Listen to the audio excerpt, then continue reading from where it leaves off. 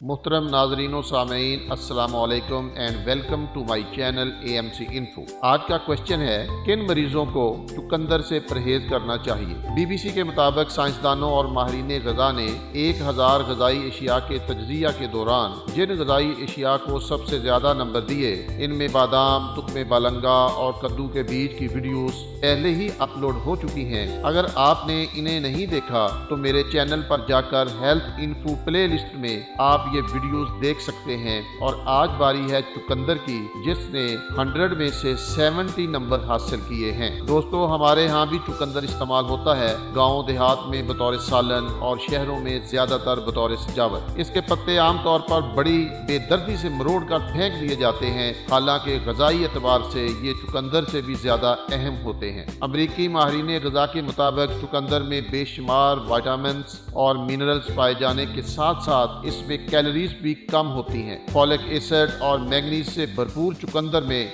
Magnesium, phosphorus, vitamin C, vitamin B6 और iron की काफी मकदार पाई जाती है, जबकि इसमें प्रोटीन और फाइबर भी मौजूद होता है। दोस्तों, गैर मामूली फवाइद का हामिल और हर मौसम में दस्तयाब होने वाले चुकंदर के रोजाना इस्तेमाल के बेशुमार फवाइद हैं, जिनमें से इंतहाई अहम 10 फवाइद आपकी खिदमत में पेश करने जा रहे हैं। तो चलिए दोस्तों, शुरू करते हैं।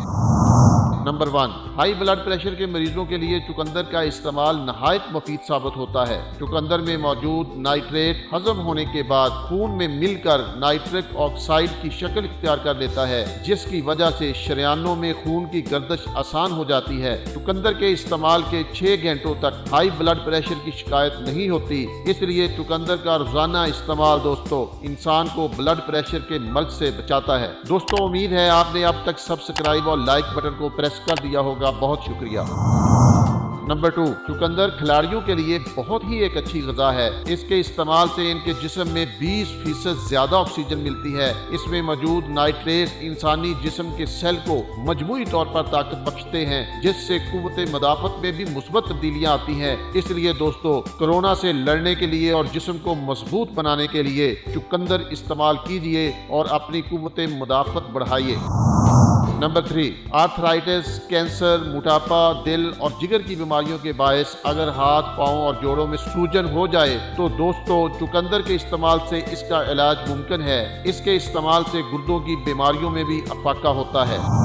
नंबर 4, चुकंदर में मौजूद रस और फाइबर के सबब निज़ाम में इंहज़ाम बेहतर तरीके से काम करता है, बदहज़मी और कब्ज़ की शिकायत में आराम देता है, जबकि इसके जूस के इस्तेमाल या सलाद की शक्ल में खाने से शुगर टाइप 2, दिल की बीमारियों और कोलोन कैंसर यानी बड़ी आंत के कैंसर से भी बचाव मुमकिन है। दोस्तों, चुकंदर निज़ाम इंहज़ाम के लिए एक तोहफा है। दोस्तों, जनरल नॉलेज की एक बात याद रखिएगा कि किडनी स्टोन यानी गुर्दों की पथरी का शिकार लोगों को चुकंदर से परहेज करना चाहिए।